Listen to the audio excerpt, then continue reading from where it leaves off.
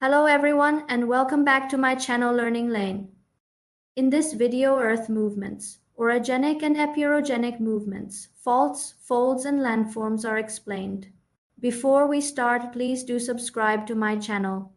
Have you ever wondered how the towering Himalayas, the deep rift valleys or the rolling plateaus came into existence? The answer lies in the powerful Earth movements taking place beneath our feet. Today we'll explore orogenic and epiorogenic movements, along with faults, folds, and the landforms they create. Let's dive in. Section 1. Introduction to Earth movements. The Earth's crust is never at rest. Due to the forces generated within the Earth, the crust undergoes vertical and horizontal displacements known as diastrophic movements.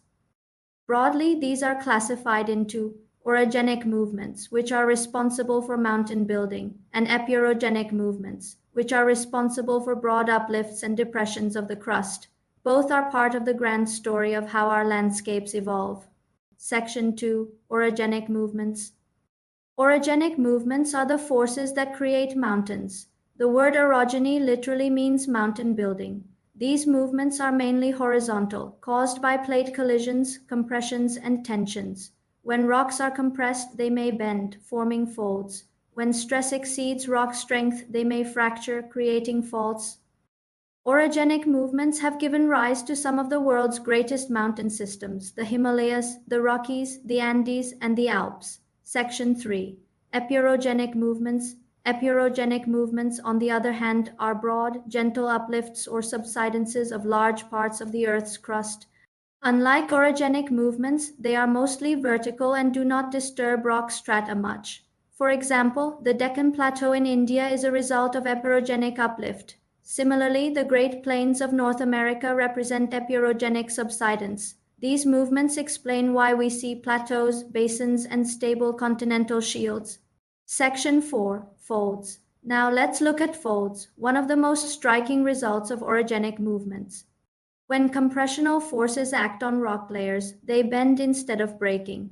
These bends are called folds. Types of folds. 1. Anticline means an upward arch. 2. Syncline, it is a downward trough. 3. Overturned fold, where one limb tilts beyond vertical. 4. Recumbent fold, where the fold lies horizontally. 5.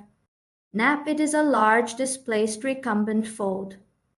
When rocks are subjected to compressional forces, they bend to form folds instead of breaking. The simplest types are the anticline, which is an upward arch where the rock layers slope away from the center, and the syncline, which is a downward trough where the layers dip toward the center. Under stronger compression, folds may become distorted. In an overturned fold, one limb is tilted beyond the vertical so that both limbs dip in the same direction. If compression continues further, the fold may become almost horizontal, forming a recumbent fold where the axial plane of the fold lies nearly flat. In extreme cases, large recumbent folds can get displaced over great distances, creating a nappe, a massive sheet of rock pushed far over the underlying strata. Such folds are common in high mountain ranges like the Himalayas and the Alps, where intense pressure has reshaped entire rock layers. Landforms formed by folds include fold mountains like the Himalayas, Alps, and Rockies. Section 5. Faults. Sometimes instead of bending, rocks break under stress. This break is called a fault.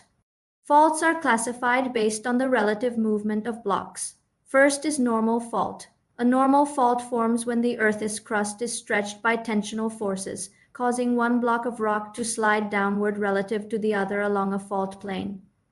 This results in the sinking of land between parallel faults, often producing features like rift valleys and graben structures, such as the East African Rift Valley. Second is reverse fault or thrust fault. In contrast, a reverse fault develops under compressional forces, when the crust is pushed together. Here, one block of rock is thrust upward over the other, shortening and thickening the crust. When the fault plane has a low angle of inclination, it is called a thrust fault, which plays a major role in mountain building, such as in the Himalayas where the Indian plate collided with the Eurasian plate.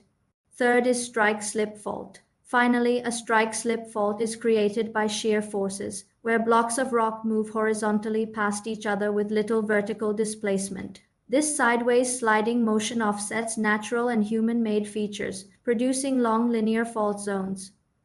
A famous example is the San Andreas Fault in California, where the Pacific and North American plates grind past one another. Faults create striking landforms such as rift valleys, for example, East African Rift Valley. Block mountains, Horsts for example, Black Forest Mountains in Germany, fault scarps, steep cliffs marking fault lines. Section 6. Summary and Importance. So to summarize, orogenic movements build mountains through folds and faults. Epirogenic movements cause broad uplifts and depressions. Folds give rise to fold mountains. Faults produce rift valleys, block mountains, and scarps. These earth movements continuously reshape our planet, making Earth a dynamic and ever-changing home. And that's how powerful earth movements sculpt the landscapes we see today. Next time you see a mountain range or a plateau, remember it's the result of millions of years of forces working beneath the surface. If you found this video helpful, don't forget to like, share, and subscribe for more geography and earth science insights. See you in the next lesson. Thank you for watching. Please subscribe to my channel Learning Lane.